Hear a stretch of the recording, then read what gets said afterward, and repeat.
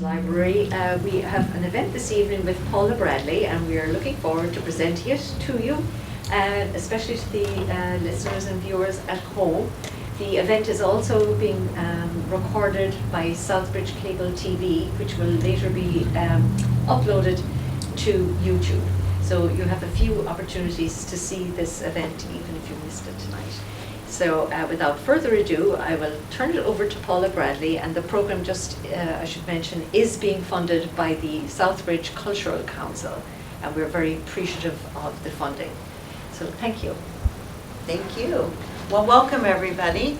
As Margaret said, I'm Paula Bradley. I'm very happy to be here. I have performed at the Southbridge Library a number of times over probably the last 10 years, so it's always a treat to come out here. And this show tonight, this performance or program really, is called Finding Her Voice, Women in Early Country Music. And as a performer, I've performed both old time and what I would call vintage country. So I somehow realized that I knew a whole lot of stuff by a whole lot of people. And so we're going to sort of start at the very beginning and trace women's involvement in the development of country music. I won't say as we know it today because the program is only an hour. And to get all the way up to now, I would need more than an hour. Or I'd just say Dolly Parton and that would be the end. But we're going to start at the beginning. So, in the Garden of Eden. No, I'm just kidding. But what's sort of, and I think some people have seen the Ken Burns documentary, so some of this will not be new to you. But country music has its roots in the Southern Appalachians, in music that started as mountain music, as rural folk music. And that music went back even farther to the British Isles. So the very first songs that were sung in rural Appalachia were, of course, ballads. Many ballads came over, very old, as the Scots-Irish came over to the Southern Appalachians. And so I'm going to start tonight by singing a ballad that was later recorded by Alan Lomax. He recorded Texas Gladden, that is a woman, who he called one of the finest ballad singers he had ever heard in the history of the United States. So that's quite something, and she was a formidable singer. And these ballads were collected by a number of scholars, but the foremost one was a man named Francis Child. And so the ballads he collected go by the moniker the Child Ballads because he collected so many. This is Child Ballad number 1, the very first one. And it's called The Devil's 9 Questions. The devil is asking someone some questions. You're going to get that part. Okay? Well, you must answer my questions 9. Sing 99 and 90, or you're not God's, you're one of mine. And who is the weaver's Bonnie? What is softer than the silk? Sing 99 and 90, and what is whiter than the milk? And who is the weaver's Bonnie? Well, down is softer than the silk. Sing 99 and 90, and snow it's whiter than the milk. And I am the weaver's Bonnie. Well, what is louder than a horn? Sing 99 and 90, and what is sharper than a thorn? And who is the weaver's Bonnie? Thunder's louder than a horn. Sing 99 and 90, and death it's sharper than a thorn. And I am the weaver's Bonnie. And what is higher than a tree? Sing 99 and 90, and what is deeper than the sea? And who is the weaver's Bonnie? Heaven's higher than a tree. Sing 99 and 90, and hell it's deeper than the sea. And I am the weaver's Bonnie. And what's more innocent than a lamb? Sing 99 and 90. And what is meaner than womankind? And who is the weaver's Bonnie? Well, a babe's more innocent than a lamb. Sing 99 and 90. And the devil is meaner than womankind. And I am the weaver's Bonnie. Well, you have answered my questions 9. Sing 99 and 90. So you are God's, you're none of mine. And you are the weaver's Bonnie. So that, well, I've just lost my whole little thing here, but I'll get it back. That is a ballad. And women who came, in the Southern Appalachians, they were largely in the home back in the 1700s and the early 1800s, singing, passing their songs on to their children, singing around the house, singing unaccompanied ballads, which is lucky for us because those ballads survived. But we move forward into recorded music, and the recording industry didn't start until the 1920s. And it was the heyday of American recorded music. And a man by the name of Ralph Peer had this great idea to set up a makeshift recording studio in Bristol, Virginia in 1927. And he was paying $50 a song, which was equivalent to about $750 a song today. I'll take it. And he went to Bristol, Virginia, and there was a family that lived not too far away who had been singing around the house, singing for family gatherings, singing in church, which of course was quite important. And they thought, well, we could make some money.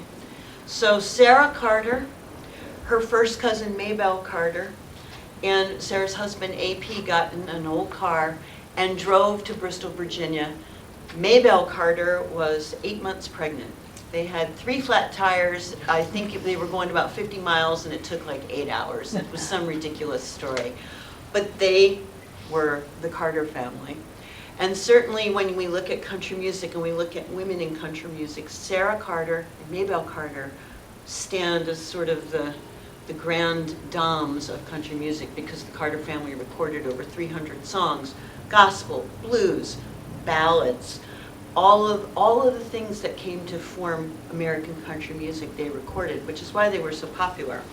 So I'm going to start out and do, I'm going to do 2 of their songs. The first one comes from the ballads, not surprisingly. And the ballad that it comes from is called Lord Gregory, Child Ballad 67, if you're playing along on Where'd That Come From, bingo. And Lord Gregory, it's a very long ballad, and I'm not going to sing it, and believe me, it's very sad. But in the ballad Lord Gregory, there was a verse that ended up becoming very popular in many, many songs. I myself sing several songs that say these words.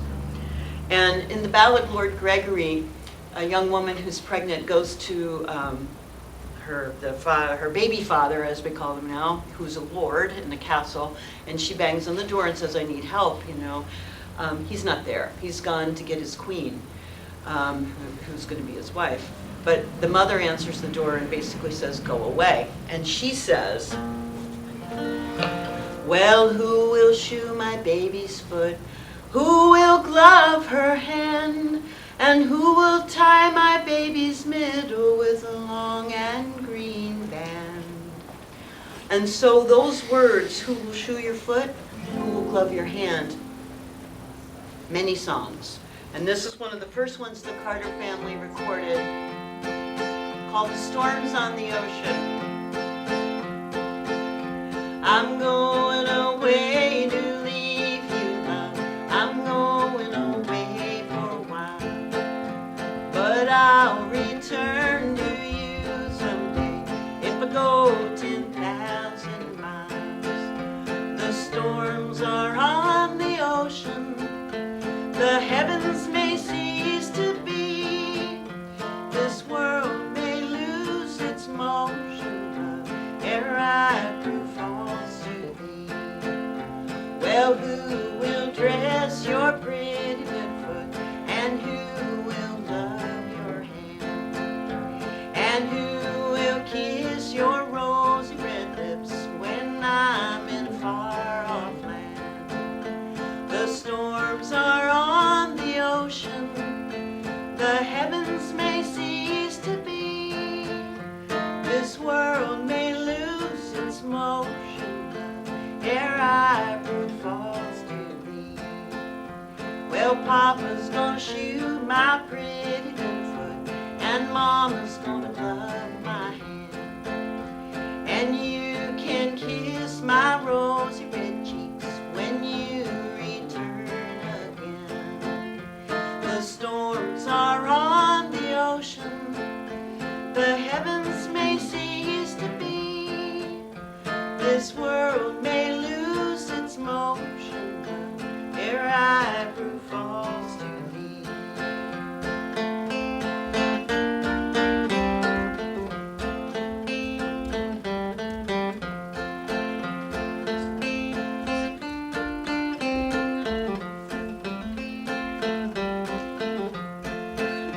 Said, don't you see that mournful dove flying from pine to pine, a mourning for her own true love, just like I mourn for mine. The storms are on the ocean, the heavens may cease to be, this world may lose its motion, love, ere I prove false to thee. I'll never go back on the ocean, love, I'll never go back on the sea, and I'll never go back on a blue-eyed boy, lest he go back on me. The storms are on the ocean, the heavens may cease to be, this world may lose its motion, love, ere I prove false to thee.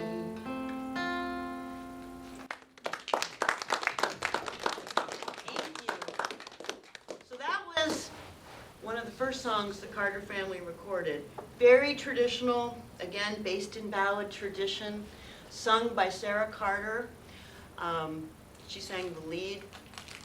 And, you know, there's whole books on the Carter family, and if you saw the Ken Burns documentary, there was a very large section of that devoted to the Carter family because of their importance as the first family of country music, and certainly Sarah and Maybelle as sort of the first ladies, especially Maybelle, whose guitar style really set the stage for a number of guitar players. But the flip side, these were 78s, one song on each side. Remember, it's 1927. Flip side was a song that kind of surprised a lot of people and was very popular. And I'm just going to let the song do the talking.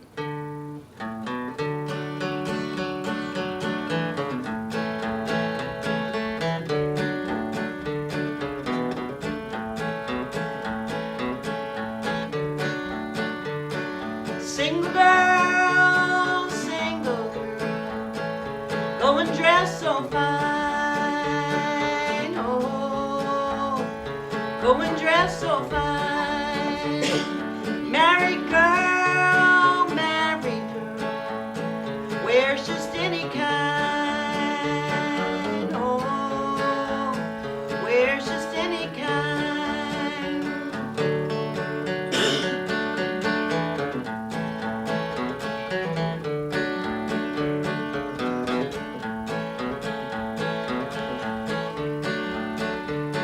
Single girl, goes to the store and buys, oh, goes to the store and buys. Married girl, rocks the cradle and cries, oh, rocks the cradle and cries.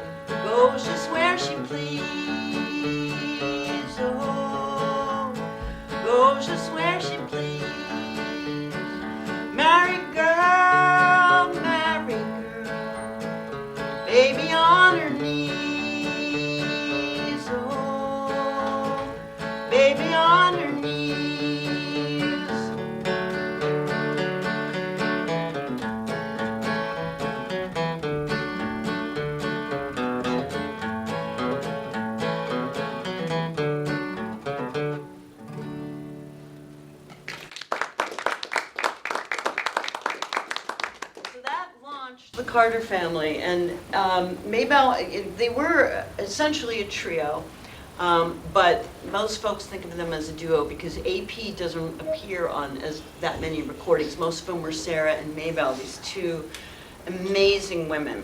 And we're going to talk a little bit more about them, but I will tell you that Sarah and AP got divorced in the 30s, which was, for rural Virginia, not a very common thing. She was in love with someone else. She sang a song, which I will we'll talk about later, on one of their radio shows. He heard it. He came and got her. They moved to California, and the Carter family broke up. Maybelle and Sarah rode motorcycles. And I spent some time in Florida, and Maybelle spent some time not too far from where I am, and was very fond of the dog track, I'm told. So that kind of set the stage. They were, they had children. They were still running households, but had this amazing country music career, which really changed the trajectory of women in country music. At the same time, while all this sort of recording is going on and the recording industry is just getting started, of course there's jazz being recorded, there's blues being recorded in addition to all this, quote, hillbilly music. But one of the women who recorded went by the name of Moonshine Kate. Her real name was Rosalie Carson, and Rosalie was from Georgia. She toured with her father, a very well-known fiddler by the name of Fiddlin' John Carson, who even before recordings was a professional, which was not that common. And she was right on stage with her dad. She was sort of the color of the act, so she did a little buck and wing. And as a solo performer, I have, it's difficult for me to play an instrument and dance at the same time, but I'm just going to do a little bit of what the buck and wing is. It's really clog dancing. It's what became tap dancing. To be completely explain the buck and wing, this move is called this is a buck and a wing, a buck and a wing, and a buck and a wing, and you've probably seen it a million times. So, Rosalie Carson, Moonshine Kate, would get on stage with her dad, Fiddlin' John Carson, and she would dance.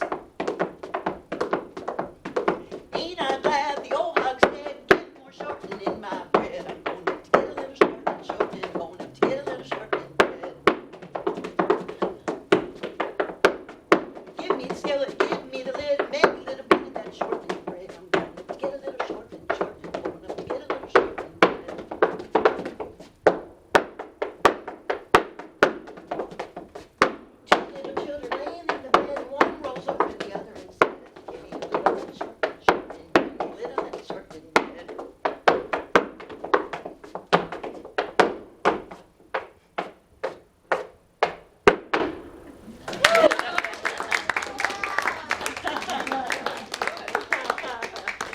Rosalie's on stage doing the buck and wing, but she could also sing, and she played guitar with her father.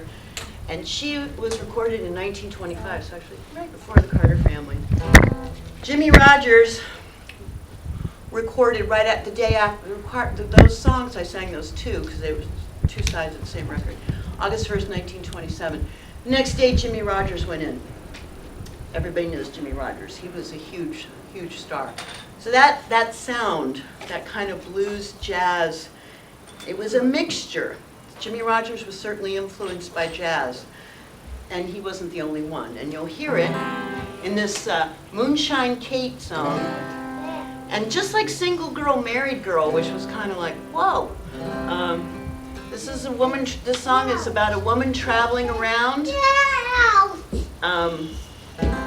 asserting her independence, and it's called The Poor Girl's Story. And you'll hear the whole Jimmie Rodgers vibe here.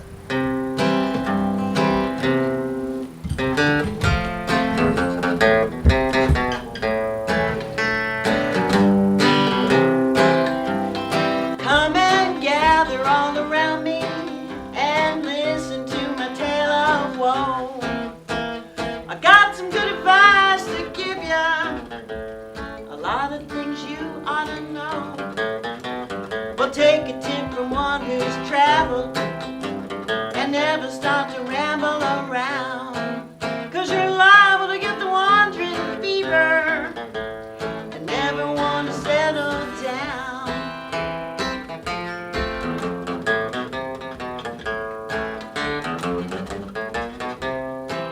I met a little boy in Frisco. I asked him if he had a wife. Told him I was tired of roaming. I want to settle down for life. But then I heard a whistle blowing, and I knew it was a Georgia train. I left him standing by the railroad. I never seen the man again.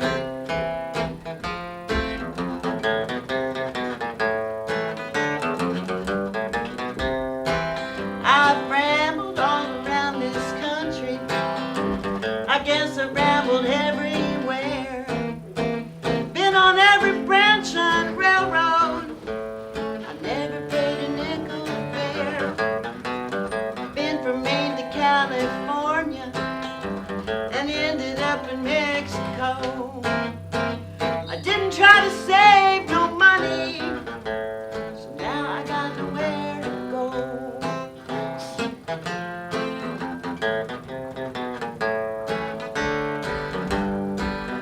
So now listen to a poor girl's story. Now listen to the things I say. I hear another train a-coming, and they'll soon be on my way. Well, if you want to do me a favor, come and lay me down to die, and dig my grave beside the railroad, so I can hear the trains roll by. Just dig my grave beside the railroad, so I can hear the trains roll by.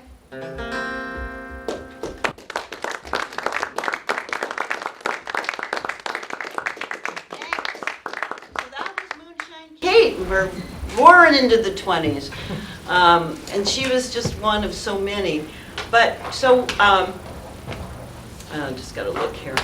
So, women keep sort of nudging their way into show business so that as much as they can, with still, remember, there's not that many opportunities.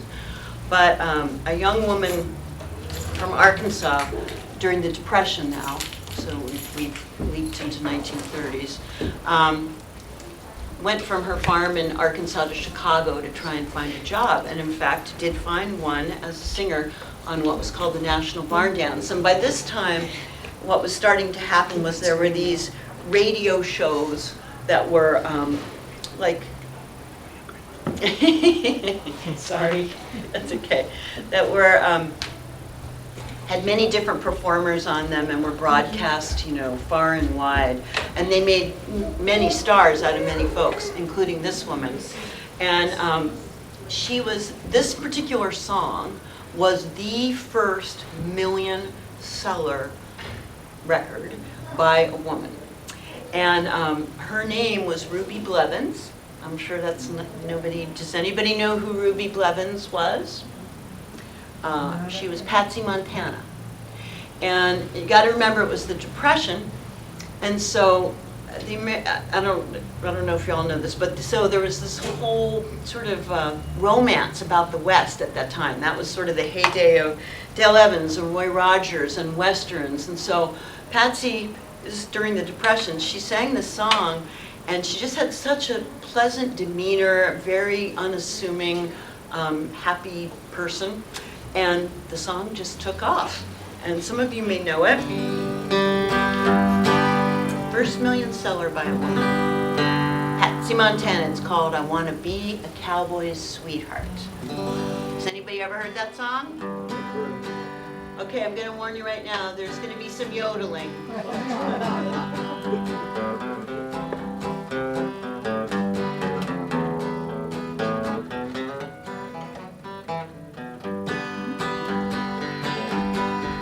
I want to be a cowboy sweetheart. I want to learn rope and ride. I wanna ride on the hills and the deserts out west of the Great Divide. I wanna hear the coyotes howling as the sun sinks in the west. I wanna be a cowboy sweetheart, that's the one I love the best. Yodelady-yo, yodelady, yeah, yodelady, yodelady, yodelody-tee, yodelady-tee.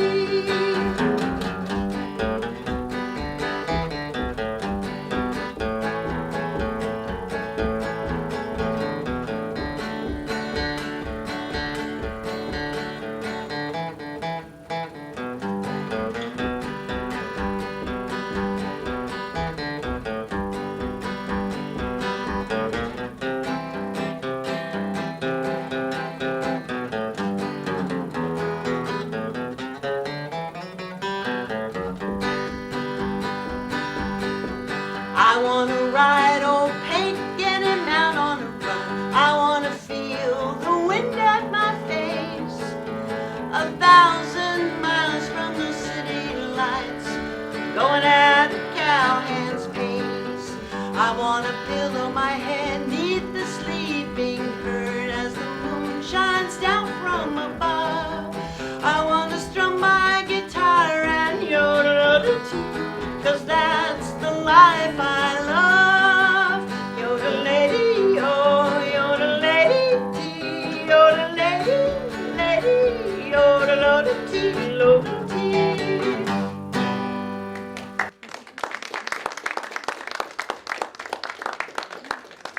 Much. So that was, of course, a seminal record. And Patsy went on to have a very, very rich career. And as I mentioned, she was on the Chicago barn dance, but there were many of these sort of regional barn dances. There was a Louisiana hayride, and there was a very big one in West Virginia in Wheeling, the WWVA Jamboree, the West Virginia Jamboree. And again, these shows made stars of many people. Now, I danced and I sang that Moonshine Kate song. What I didn't mention is that she was considered kind of the first comedic female performer. Not as a comedian, but as a musical comedian performer, kind of set the stage. And many folks, many women followed in her footsteps. And in West Virginia, in Wheeling, there was a young woman, from, I believe she was from Kentucky, let me see. She went by the name of Cousin Emmy, but her name was Cynthia May Carver. And she, so many of these women just, they just did what they had to do to make a living. And Patsy Montana, that song, Cowboy Sweetheart, was recorded and released and popular in 1935. She was still performing in 1992, Patsy Montana. She performed her whole life. And so she was interviewed a gazillion times, and people would ask her, did you think that you were sort of setting the stage for other women performers? And she said, I never thought of it that way. I just thought of that I was doing what I loved to do. And she said, maybe I did sort of open some doors and make some things possible, and for people like Loretta Lynn or Dolly Parton. But she said, I never thought of it that way. But what a life! What did she, going from 78 records to 1992? I don't think there might not have been the internet, but she saw a lot of change. So, Cousin Emmy, Cynthia May Carver, was also one on, like I mentioned, in Wheeling. And she had a band called Cousin Emmy and Her Kinfolk. And unlike Patsy, who sort of was this wholesome, Patsy Montana, this very wholesome cowgirl sort of thing, Cousin Emmy went sort of for the hillbilly comedian, over the top, in terms of her looks and what she did and how she played and how she sang, but she was enormously popular. And she, in 1935, she won, I have to read this, the National Old Time Fiddlers Contest. First woman ever. Supposedly, she played 15 instruments, banjo being one of them, probably her most popular. And like Patsy Montana, played for decades. And so, was sort of her heyday was the mid-40s. She was sort of, I hate to use the word rediscovered, but if any of you were familiar with a band that was popular in the 60s, a folk revival band called the New Lost City Ramblers. Anybody ever hear of the New Lost City Ramblers? Well, they rediscovered Cousin Emmy and recorded a record with her, brought her to Newport Folk Festival. So that was very cool. And she was a dynamo. And I'm going to do one of her songs on the banjo. She was from Kentucky. And this song is called Bowling Green, which is a place in Kentucky. For those of you that don't know, I'm playing clawhammer banjo, so there's no resonator on the back. Playing in the clawhammer style, called clawhammer because my hand is like this.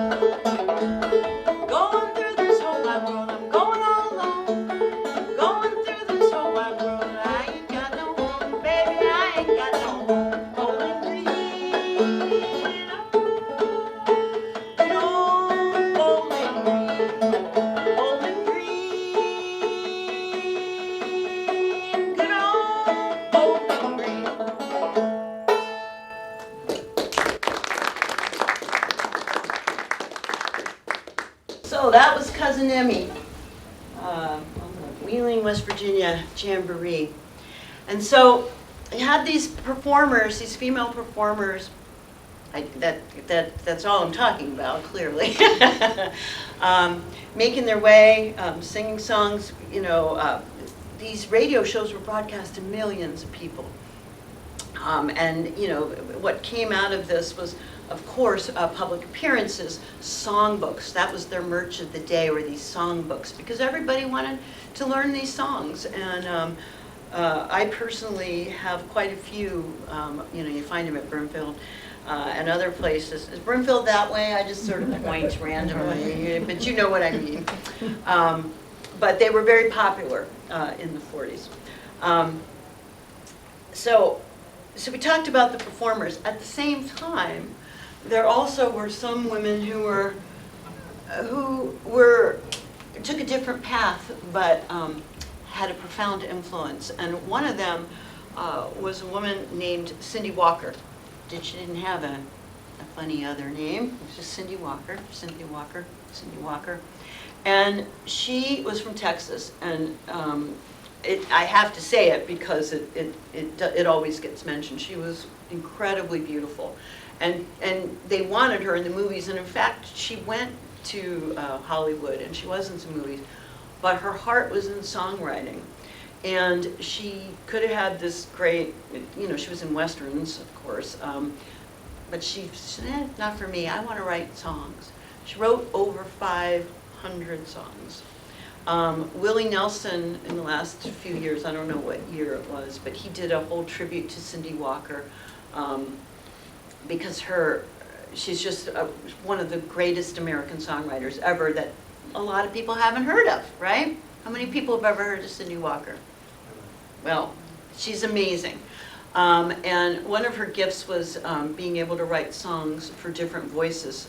So she was just a real craftswoman, for lack of a better term. And she wrote a lot of songs for Bob Wills. Bob Wills was a popular Western swing player, Bob Wills and the Texas Playboys. And she was the first woman inductee into the Nashville Songwriters Hall of Fame. Yeah, one of the greatest female country composer in history. And I know a few of her songs, but I'm going to sing this one. If I can, let's see if I can get it up here. It's called, though some of you may know, it's called Sugar Moon. I figured this would be a good one to do. Probably some of her others, you probably heard Cherokee Maiden. That's like a Western swing standard. She wrote Cherokee Maiden. She wrote You Don't Know Me, you know, but you don't know me. There was another Western swing one that was real popular. Oh, I forget. Oh, Bubbles in My Beer. See, I live and breathe this music all the time, so I'm like, well, everybody knows Bubbles in My Beer. But maybe not. Anyway, this is called Sugar Moon, and I picked this one because it talks about weddings, and heck, it's almost June, which it's just a big deal. When it's sugar cane time, along the roundabout June, I'll be walking with sugar, neath the old sugar moon. Gonna drop him a line to expect me soon, 'cause I'm craving some sugar, neath the old sugar moon. I can see him right now. We'll get the calendar down, draw a circle around the day we're altar bound. When it's sugar cane time, long around about June, wedding bells will be chiming neath the old sugar moon. When the sugar moon shines along about June, I'll be walking with sugar neath the old sugar moon. All the kisses I've missed, I'll be getting them soon. Sugar kisses from sugar neath the old sugar moon. I can see him right now. We'll get the calendar down, draw a circle around the day we're altar bound. When it's sugar cane time, long around about June, I'll be walking with sugar neath that old sugar moon.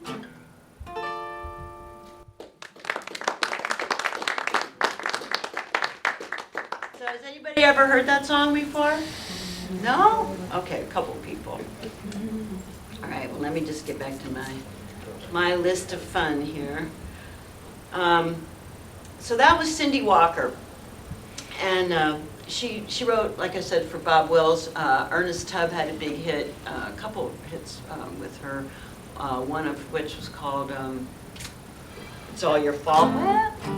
Well, it's all your fault if I'm not sleeping. I live on dreams instead of eating. Anyway, I'm quite a fan of Cindy Walker, if you can't tell. So now women are writing songs too, as well as performing them. But one of the greatest, biggest selling, not just country female songs, but songs of all time, really, was recorded in 1950 by Patti Page. She didn't write it, but she had the hit. And what was notable about it was that she didn't have the money to afford backup singers. So she recorded her own voice singing harmony with herself, which was one of the first times that had been done, setting off a whole new recording, a way of recording called overdubbing. And of course the song was the Tennessee Waltz.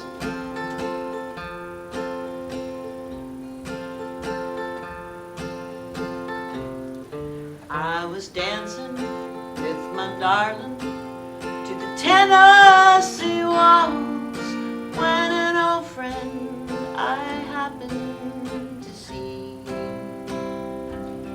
I introduced her to my darling, and while they were dancing, my friend stole my sweetheart from me. I remember the night in the Tennessee Waltz. Only you know how much I have lost. Yes, I lost my little darling the night they were playing the beautiful Tennessee Waltz.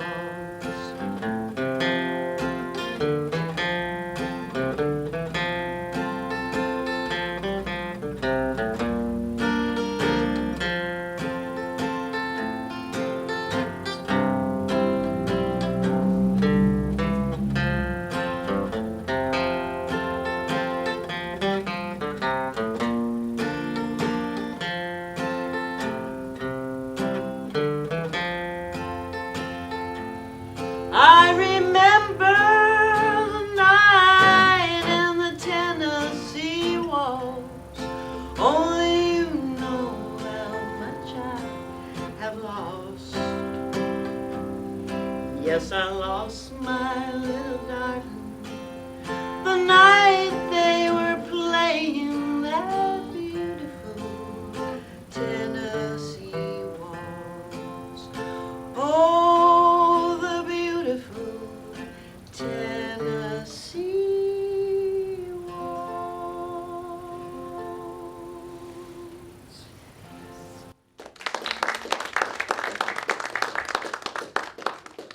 So much.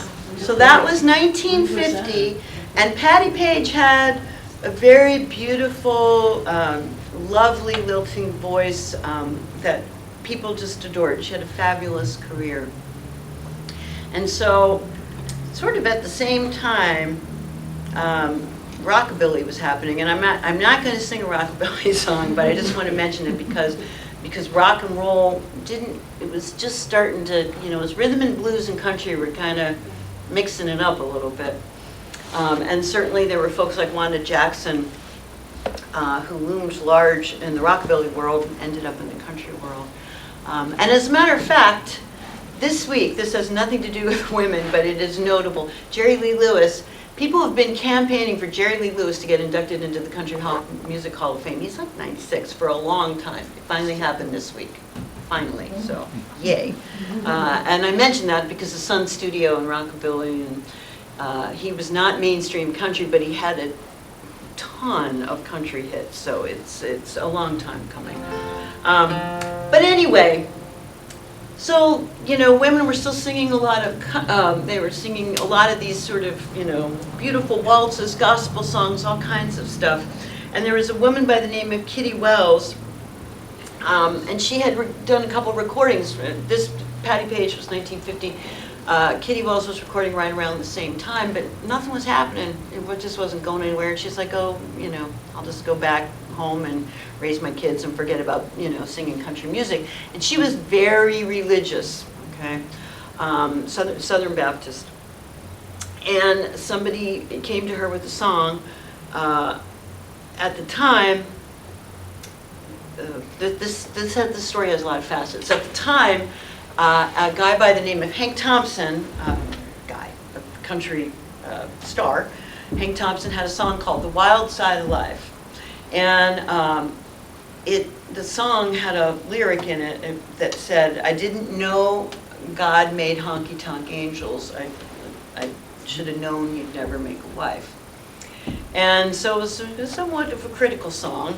And so this songwriter from Louisiana wrote what was called an answer song. And back in the 50s and late 40s, answer songs were very popular. So there'd be a song that somebody would put out and somebody would write an answer to it. So this guy from Louisiana, whose name is J.D. Miller, wrote this song as an answer to Hank Thompson's "The Wild Side of Life."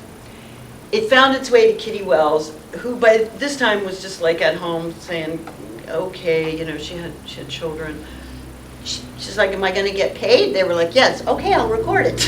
She didn't think anything of the song and didn't even know that it was a hit until she ran into a friend who said, you got a hit on your hands there. And the song topped the charts for the year, country charts. And the song was called "It Wasn't God Who Made Honky Tonk Angels," a direct answer to "I Didn't Know God Made Honky Tonk Angels." The thing is, for those of you that were here at the beginning, we sort of started with the Carter Family, and one of their big hits was a song called "Oh, I'm Thinking Tonight of My Blue Eyes, who is sailing far over the sea, and I'm thinking tonight of him only, and I wonder if he ever thinks of me." And remember I said Sarah got divorced? She sang that song on Texas radio, which was broadcast to millions. Her paramour, who happened to be a distant cousin by the name of Coy Baines, heard her sing that song, came and got her. They went to California, they got married. She got divorced, they got married. Carter Family broke up. Well, the answer song, "It Wasn't God Who Made Honky Tonk Angels," has the same melody as "Thinking Tonight of My Blue Eyes."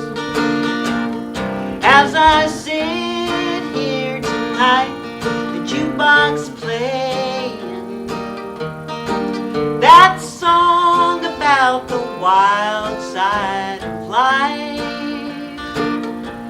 and as I listen to the words that you are saying, it brings back memories of when I was your trusted wife. It wasn't God who made honky-tonk angels like you wrote in the words of your song. Too many times married men think they're still single, and that has caused many a good girl to go wrong. But it's a shame that all the blame is on us women. It's not true that only you men feel the same. From the start, most every heart that's ever broken was because there always was a man to blame. It wasn't God who made honky-tonk angels like you wrote in the words of your song. Too many times married men think they're still single, and that has caused many a good girl to go wrong. And that has caused many a good girl to go wrong.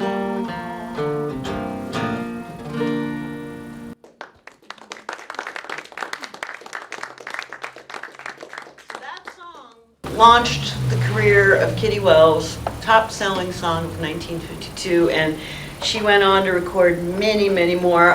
Makin' Believe, which some of you probably, Makin' Believe that you saw.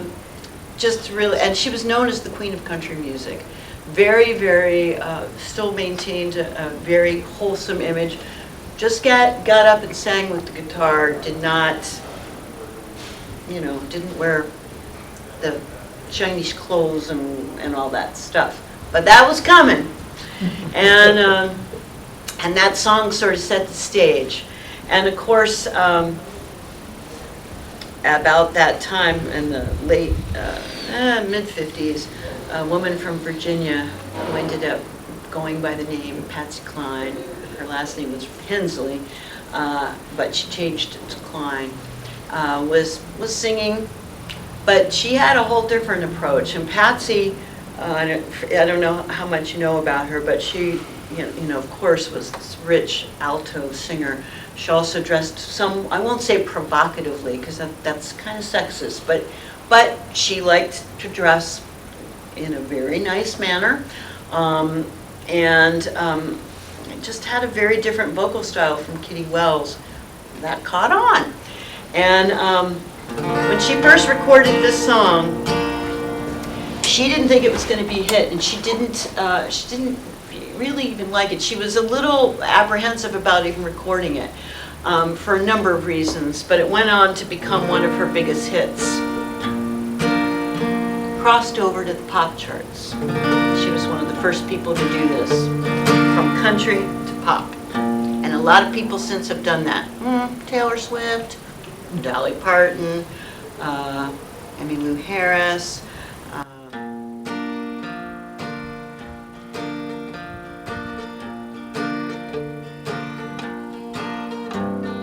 I fall to pieces each time I see you again. I fall to pieces. How can I be just your friend? You want me to act like we've never kissed. You want me to forget, pretend we've never met. But I try and I try, but I haven't yet. For you walk by and I fall to pieces.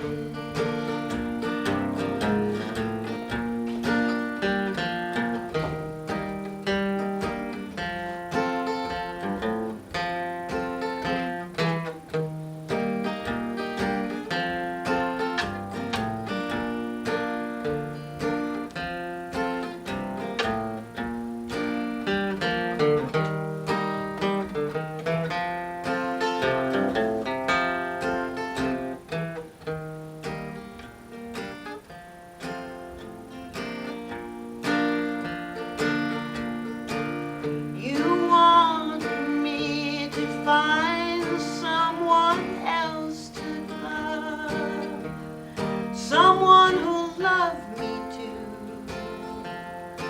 the way you used to do. But each time I go out with someone new, you walk by and I fall to pieces. Well, you walk by and I fall to pieces.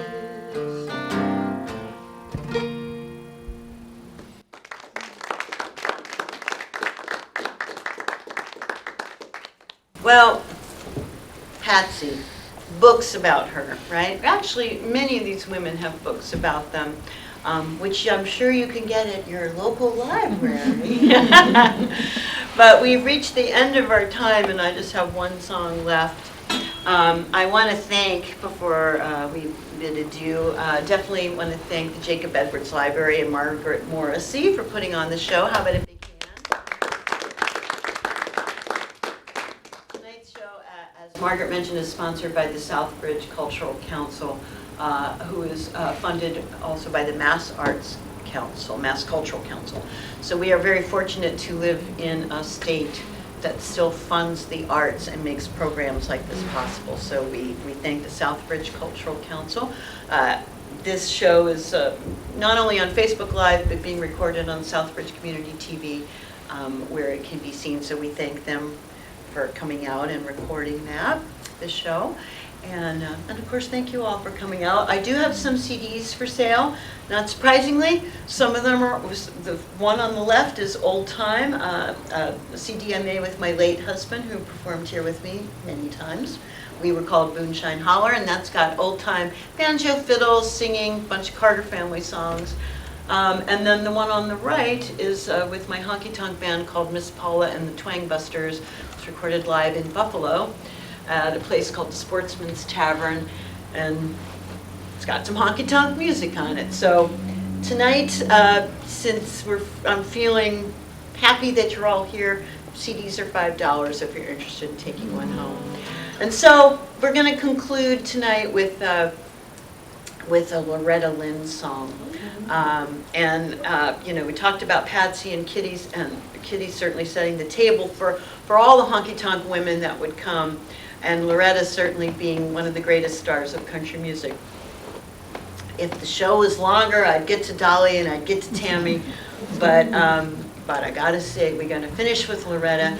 It's 1960. On the flyer, I said, early country music, the 1920s to the 1950s. Just skating right in it, including 1960. And this was Loretta's first hit. She wrote it, which was kind of a new thing, singing and writing songs, and it was called Honky Tonk Girl. So we'll thank you all for coming out. Ever since he left me, I've done nothing but wrong. Many nights I've laid awake and cried. We once were happy, my heart was in a whirl, but now I'm a honky-tonk girl. So turn that jukebox way up high and fill my glass up while I cry. I've lost everything in this world, and now I'm a honky-tonk girl. All they ever gave me was a reason to go mad, and it's not hard to see just what I am. I'm ashamed and I'm sorry for everything you see, but losing him has made a fool out of me. So fill my glass up to the rim, to lose my memory of him. I've lost everything in this world, and now I'm a honky-tonk girl. Oh, and now I'm a honky-tonk girl.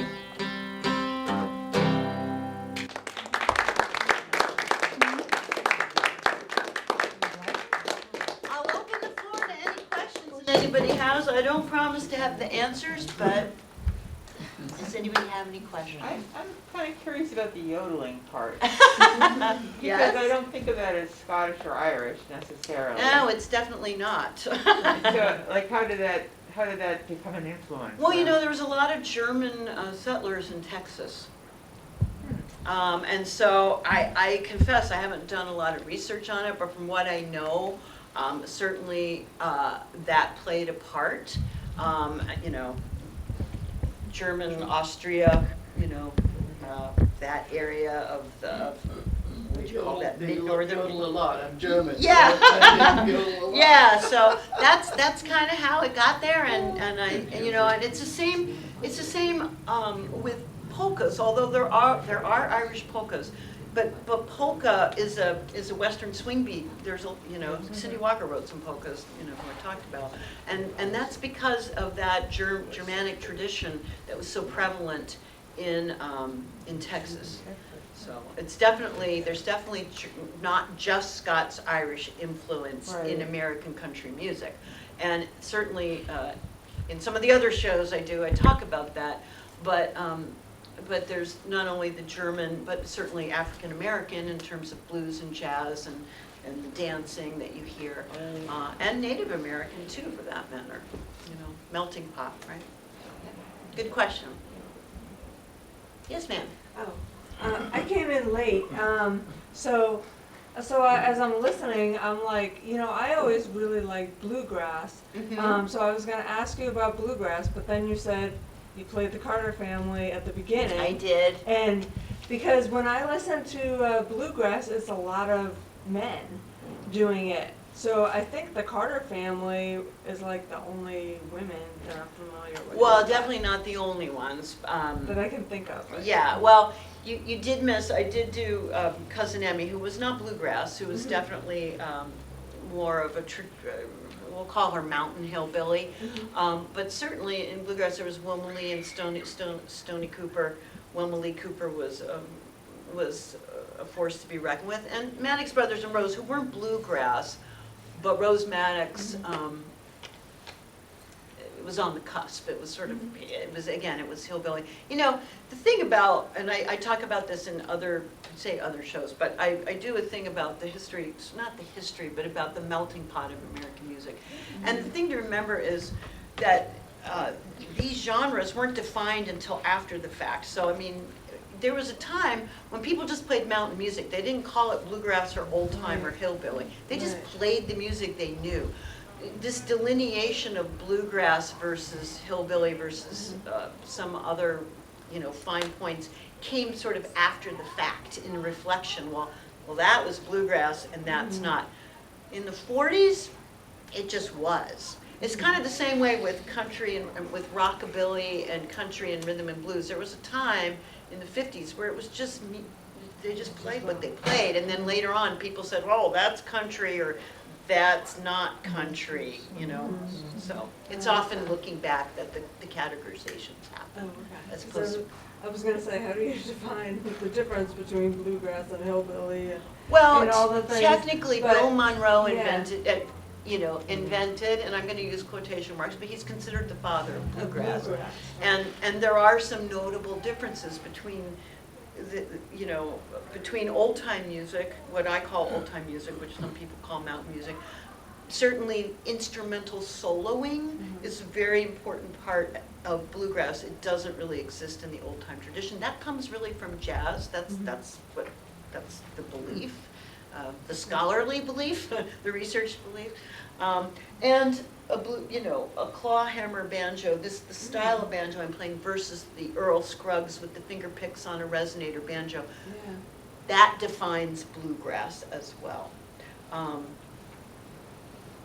That and some other things, but those are some of the fundamental differences. And then you start to get into the repertoire. But there's certainly songs that I would play in old time music that, Short and Bread. I'm sure you've heard that in bluegrass. They're just old songs. Everybody does them. And just a lot of country singers started out in bluegrass, but you Correct. don't make money in bluegrass, so they moved Ricky Skaggs for one. Absolutely. Keith moved Whitley. Alison Krauss, they all moved to country to make their money, and a lot of them are coming back to bluegrass now. Yeah, that's right. Good point. Other questions? Yes, I have one, Miss. How does Minnie Pearl fit into this? picture? That's a Back in good the late question. 40s, Well, early 50s. Well, Minnie Pearl was, of course, a star in the Grand Ole Opry, and I thought about her when I was talking about Cousin Emmy, and certainly even Moonshine Kate, you know, who did comedic bits. But Minnie Pearl was a comedian. She was, Yeah. very funny. Yes, she was. Everybody And, you know, created.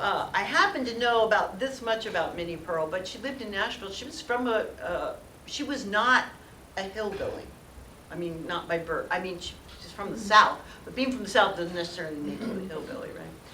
I'm going to say that because I'm from West Virginia, but she was from a well-to-do family and she was educated. Yeah. But hers was well-crafted comedy and very sincere and very well done, so. She had that big hee-haw, you know. I mean, Yeah, she that's did. what's funny. And, you know, the Grand Ole Opry made many stars. Oh, it did. Yeah. Yeah, for sure, for sure. Other questions? All right, well, thank you all for coming out, I really